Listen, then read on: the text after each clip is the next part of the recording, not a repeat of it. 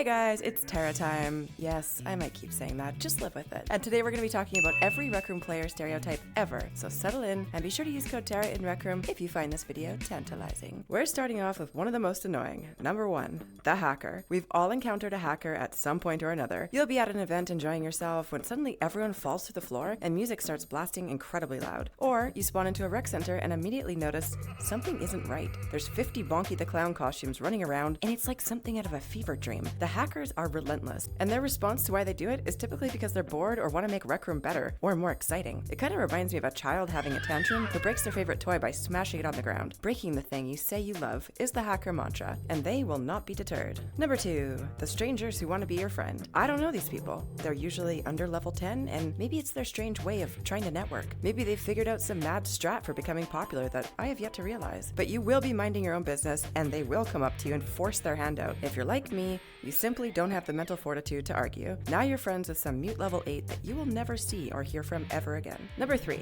the lagger. You will be talking to the lagger and they go completely still. A few seconds go by as you see a glazed over look on their face and finally realize they didn't hear a word you just said. They re-emerge, looking guilty, and state, "Oh, I'm sorry, my Wi-Fi totally sucks today." You forgive them, keep playing, and 2 seconds later, they leave the game. Then your watch buzzes and you get the classic message, "Sorry, I lagged out. Invite me back." And the cycle continues. You are forced to continue to put up with the lagger's pathetic McDonald's Wi-Fi situation. Number 4, the gift beggars. For some reason, the beggars are shameless. Give me the diamond crown. Give me my whole wish list. It's ridiculous. The thing that confuses me the most about gift beggars is that they feel entitled to ask for the most expensive item ever. I mean, if I had the lack of common sense to go up to a complete stranger and start begging for their hard-earned tokens, I'd probably at least ask for something reasonable. In either case, if it was actually me, I would plead my case earnestly, explaining how I've always wanted to feel like Rec Room royalty, but I grew up poor, wearing rags from the Rec Room free clothing program. I'd tell them, I've been grinding at dodgeball for months, but I only have 23 tokens. I need this crown. At least if you're gonna beg, really put your heart and soul convincing the stranger why you deserve the gift. The beggars are lazy, and I think that's what bothers me more than the actual gift begging itself. We all know the ones who print out a photo of their tokens and just hand it to you. No, you're not getting mine. Number 5, the spam inviters. That's so amazing that you're having your 35th event in Rec Room this month. Thanks for inviting me, yet again. I've declined 67 of your invites already, but don't worry, I have the energy to decline hundreds more. Number 6, the bad financial decision maker. We all have a friend like this. The new weekly rotation comes out and it could be the ugliest, most hideous backpack, floaty hat. Doesn't matter what it is. It costs like 13,000 tokens and they just have to have it. You constantly hear them begging their parents in the background for more token money. They have Rec Room Plus, but yet they're always broke. They can't manage to save a single token because they're always making these bad financial decisions. It's hard to even feel bad for them anymore. Where do all these impulse purchases go? They certainly don't wear them. For now, it's just Rec Room and forgotten squid hats. But you worry about their future in real life once they discover credit cards and Amazon Prime. Number 7, the toxic player. These trash talkers need to get a reality check. After all, what is the point of screaming obscenities at someone after they take you out or vice versa in a simple animated game? Maybe it's somewhat cathartic for them to just scream at anyone and anything, but I've always personally found getting super upset to be more nerve-wracking than rewarding. That's why the last time I ran into a trash talker, who was actually on my team surprisingly, yet kept calling me names every time I die, whatever, I was super taken aback. For some reason, these toxic players always sound suspiciously young, like they just learned the meaning of a new swear word and are keen to spew it everywhere. In any case, these people make me so thankful that the mute button exists. I'll still see their mouth moving, but now I can go back to enjoying the game in peace without hearing constant angry outbursts that, let's face it, are completely unnecessary to begin with. Number 8, the speedrunner. I personally like to have a leisurely game when I embark on a long quest. It's called a quest after all, which is literally defined as a long and arduous search for something. It's not called Golden Trophy Express or High Speed Golden Trophy. So when people are barreling through, slaying all the goblins in the room before you can even smash one little pot, it does suck a little bit of the fun out of the journey. It is all worthwhile when the speedrunner drives the final arrow into the Goblin King's back and you realize you got S rank. However, the entire experience does feel a little bit cheated at that point, no? The speedrunner opens their box containing film, as they obviously own all the quest outfits, and they quietly remark that they could have completed it a minute faster if you hadn't lost your sword in the lava in Act 3. Number 9, the glitchers. You know, there are certain people who are perfectly content just to play a game and enjoy themselves. Then there are those who cannot rest until they break the game, exploit all the bugs, and make the game developers look like a group of untrained monkeys. From escaping into hidden walls in Golden Trophy to finding their way up to the very top of the rec center, The glitch hunters always find a way to make the impossible possible. Number 10, the salty false reporters. There are people who can be taken down in paintball and laugh it off. I dare say that's most of us. I've even gone against some pretty sweaty players myself. I hate that term, sweaty players, but I can't deny that it's an expression nonetheless. And I have never thought to resort to putting in a report. Never. This is because reporting a player is supposed to be reserved for the utmost appalling offenses, not tattling to coach because someone is beating you in the game. Regardless, these people exist. You will see them have a toddler-like outburst for it being not fair that they died yet again, and then suddenly their eyes glaze over as their watch menu comes out and you see furious typing. It's obvious what they're doing, and innocent bystanders tend to just ignore it, shrug, and continue on with the game. After all, life isn't fair, and paintball in Rec Room is just the tip of the iceberg when it comes to that fundamental life lesson. But try telling that to little Timmy who's learning these painful epiphanies about life due to a random tryhard they encountered. These things are never pretty to witness. And if you're a false reporter out there, please stop. It's a waste of time for everyone. Number 11, the low-level player. When you play a quest in Rec Room, you're likely to encounter mute players under level 10. You're hoping for a lobby of level 50s to carry you to an S-rank victory, but instead, Positive Platypus 5962 spawns in, and they're clearly new to the game. Even if you had names turned off, you could still tell that these players are low-level and don't know what to do. The confusion about where to stand once the game starts, the refusal to grab a weapon, and the lack of any strategy becomes very quickly apparent. It's hard to not get frustrated as they are plowed over by a rogue goblin, and you see that they didn't even lift a sword to fight back against it. Your team loses in Act 2 because they didn't know how to revive anyone. You skip lobbies hoping for a better outcome next time, but you know it's the Rec Room equivalent of the lottery. The odds are just not in your favor. Number 12, the chatty one. Couldn't be me. Chatty players are great because you know you don't have to feel bored going through the quest. There's happy commentary, you feel the social aspect of Rec Room. It's quite delightful. But then you get to the mat, all hyped for just having slayed a room full of enemies, and you touch the door. No dice. You turn around and the chatty player is standing 1 inch away from the mat. They take a deep breath and launch into a whole tangent about what they got for their birthday last week. It was supposed to be a Fortnite battle pass, but their mom misunderstood and got them tickets to the local fort filled with battle history instead. The whole time that this chatty one is rambling on, all you can think about is how the quest is now going to take an hour because between each level, a new story arises. Number 13, the quest weapon hog. We all know someone who runs into the start of the game, takes 2 swords, puts a bow on their back, leaving precious little for anyone else to grab and defend themselves with. I'm pretty sure these are also the same people in real life who don't ask if anyone wants to split the last piece of pie, or buys themselves a gift instead when birthday shopping for a friend. The weapon hog might very well be an only child. Either way, if you are this stereotype, please note, sharing is caring. Number 14, the photographer. There's 3 kinds of people in Rec Room. The people who never take photos and forget the camera even exists, the people who love taking photos and take some meaningful ones with friends, and then there are the photographers. They take photos of anything and everything and share it all to RecNet. That plant in the corner? RecNet. A macro close-up of a stranger's face? RecNet. A photo of a photo of a photo? Yep, you'll find it all on their RecNet page. Number 15, the RecTuber. They emerge into the rec center with care, looking around, dark shades on, holding their breath. If they get immediately recognized, they're mildly annoyed because we're just normal people, can't we live our lives in peace? And if they don't get immediately recognized, they get mildly annoyed because I guess the people here have never turned on YouTube before. RecTubers with more than a few thousand subscribers are usually accosted in any public lobby, so when a RecTuber hears, "Oh my god, is that you?" they will immediately turn around and respond, yes, it's me, only to realize that it was a stranger calling out to their friend and it had nothing to do with the RecTuber. That may have happened to me before. Cringe. Number 16, the RecTuber's #1 fan. The Rec Room YouTuber's #1 fan is relentless. They will spam invite their favorite YouTuber 15 times in a row if they spot them online. They will start spam messaging and inviting friends of friends that the YouTuber might have been spotted with in the past. If the #1 fan gets to finally see the RecTuber, they will surround them and start yelling, Are you the real one? Are you a RecTuber? There's no way you're the real one. Yes, you are? Oh my god, I've never met a real YouTuber before. Can you friend me? Can you add me to your favorites? Can we go to dinner together? Can I meet your family? Can you accept the gift I gifted you so much, Phil? You're gonna love it. all without taking a single breath. Number 17, the 4-year-olds.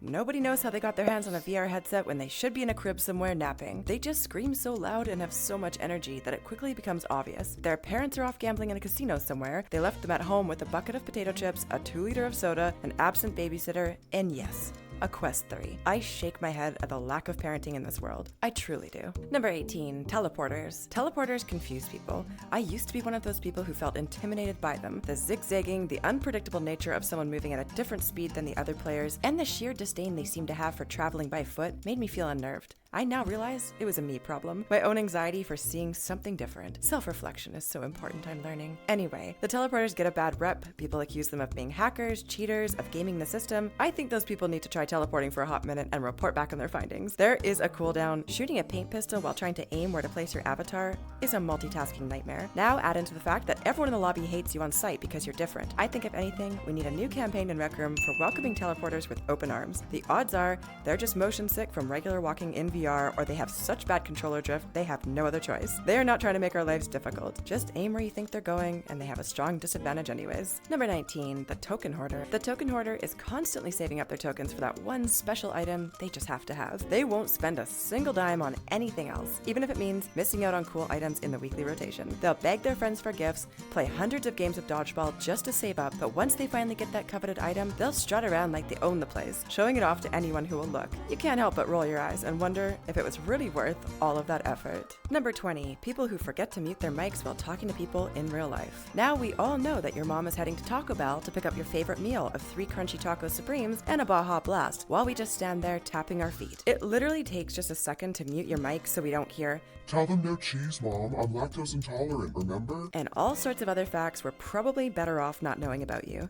Just mute your mic. Number 21, the Leaderboard Grinder. These players are a rare breed in Rec Room. They can play hours of the same Rec Room original every day to gain fame and notoriety by being at the top of a leaderboard that gives no other reward than the satisfaction of their name appearing in simple black font on a tacky yellow sign. The Leaderboard Grinders are savage. You are nothing but a number to them, which you realize as they take you out from halfway across the map. You barely have a chance to utter the words, "It's not fair," as you die for the 7th time in a row. You can feel your blood pressure rising as the steady hand of the tryhard pulls the trigger yet again, and you hear that sound effect signaling you're deaf. At some point you start realizing that it's not that you suck. You're pretty decent at paintball. You just never stood a chance against a player who spends most of their waking hours perfecting their craft at annihilating innocent kids in a random free game.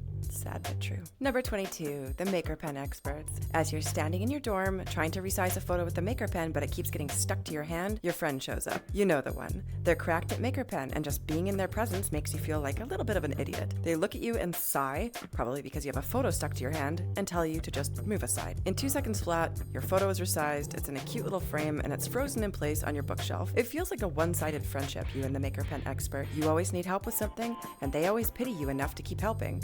I'm sorry to report that I'm the friend with the photo stuck to her hand, and 90% of my friends are the ones who show up and roll their eyes at me. Number 23, the non-competitive player. For some reason, the non-competitive players irk me more than they should. It just feels not normal to have someone chuckle when they die and go, You got me. Good one. again and again. Why don't they have a sense of competition? It's like nothing bothers them. Sure, I'd rather encounter a non-competitive person than a toxic one, but I also get annoyed if these people happen to end up on my team. They don't seem to try or have a sense of urgency to the match. It's almost like they're playing specifically just for fun, and the part of me that wants to win just can't handle that. Number 24, the people who are mute. The players with no mic have always unnerved me a little bit. I don't care if you judge me for that. This is a social game, so when you see people lurking and not talking, but then you accidentally inadvertently ask them a question and they nod, proving they can hear you, it's kind of creepy. Now, I know there's many reasons for people to not talk in the game. Broken mic, broken confidence, not wanting to be outed because they're really a 10-year-old that should be on a junior account. However, I personally will never feel entirely comfortable in a room with someone who's mute and just stares at me. I won't do it. Number 25, the live streamer. I am guilty of being the live streamer. You'll know you've got them in the lobby because it sounds like they're talking to themselves as they read chat. They're holding weapons and moving them around, but no actual goblins are dying. You can tell that 90% of their attention is on their live stream, not actually participating in helping the team win. I'm ashamed to admit it, but the live streamer is one of the worst teammates you can ever have, possibly worse than the level 8 who can't even pick up a sword. Number 26, the voice changer. You're in a game of dodgeball and suddenly you hear a voice that sounds like a chipmunk on helium. You look around and realize it's someone with a voice changer. They refuse to accept their real voice and are constantly sliding the bar in settings to either sound animated or like the next Barry White. It's always comical for about 10 seconds before you realize they would just shut the darn thing off and speak normally again. Just doesn't sound right. Number 27, the trolls. Have you ever seen your friend come into your dorm looking like a completely different person before they apologize and quickly change back to their normal outfit and turn off their voice changer? Yeah, it's not because they got a makeover, it's because they love to switch up their appearance to troll unsuspecting people in the rec center. From dressing up as a girl to using voice changers to sound completely different, these chameleons love to have fun and mess with others. I only do that for videos. I don't actually find it fun. Number 28, the adults. Oh no. I'm one of them. We stand in the corner of the room, speaking in hushed whispers to each other, judging the level 4s, pretending to be too good for Rec Room. We hold serious discussions on whether it's still cool to say pog, what the meaning of Skibbity Ohio Riz is, and why memes don't make sense to us anymore.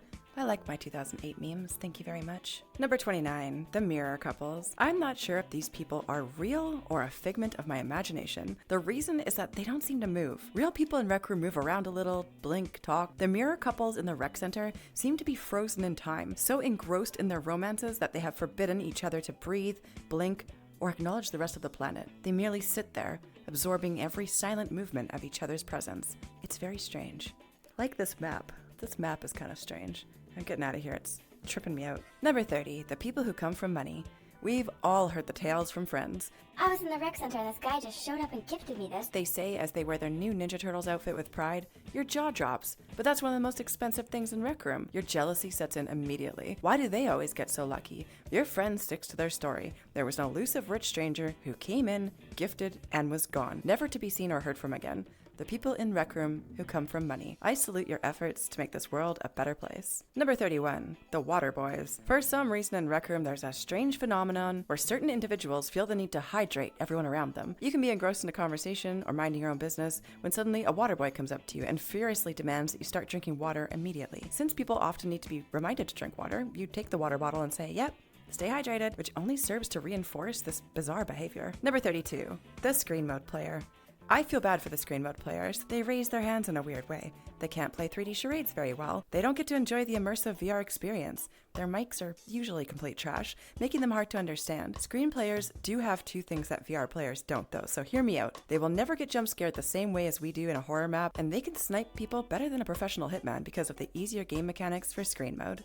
Number 33, the cliques. You know those group of players who seem to have their own little world in a rec center. They're like a secret club that no one else can join. They huddle together in a tight circle in the rec center, gossiping and laughing, completely oblivious to everyone else. If you try to approach them, they'll give you a look like you're from a whole different planet. But don't worry, it's not you, it's them. They just take the whole social game a little too seriously. Number 34, the quest outfit flexers. These diehard quest fanatics have put in the work to earn every single outfit from every single rank, and they won't let anyone forget it. If you play Golden Trophy, they change into their pristine S rank drip. If you're in Isle, you can bet they have the whole ensemble ready to go, from eye patch to pirate accent. It's tough to not feel inferior around the quest flexers, but the good news is, you're probably gonna win the game if they're around, even if they do brag the whole time about quest skips and secrets and ways that you could be doing better. Number 35, the one who doesn't understand the quest boss. One of the most frustrating stereotypes in Golden Trophy are the ones who think that the most efficient way to kill the Goblin King is by swatting at him with a sword or two while simultaneously fending off dozens of mini goblin spawns. Hearing the hollow sound of the swords clattering against the torso of the boss as he merely laughs and drives his axe down into their back is very cringeworthy. Actually, fun fact, I usually forget that this stereotype exists because my friends have an extremely fast system of double shielding while one stands above and shoots him directly in the back with a bow. Quick, painless, and I don't have to lift a finger to help, so it's perfect. Number 36, the impatient one who runs ahead in quests. This stereotype is almost like a speedrunner, except they're garbage at the game. They run ahead, swords blazing, and issue an ear-piercing war cry before being taken down by two goblins in an instant. They quickly become a burden to the rest of the team with their irresponsible and reckless gameplay style. You would think that this impatient player would learn that their lack of planning results in a 0.23% success rate in survival, but nope. Every quest run is the same. Number 37, the soloer. The solo player doesn't care about the team. They skipped the elementary school lesson that reiterated there is no I in team. They want to run ahead by themselves, not revive when everyone else is down, and brag on the mat about how the team is slowing them down, compared to their super amazing 5-minute Golden Trophy solo speedrun that they're used to. Number 38, the mic spammers. Your music is tinny. No, you're not cool. Doesn't sound good. And when you run around in erratic loops in the rec center so fast that someone can't even point a finger on you long enough to report and mute you, it only adds to the frustration. Do us all a favor, and please stop with the mic spam because no, it's not cute. You know, at the end of the day, Rec Room players may have their stereotypes, but everyone is unique in their own way.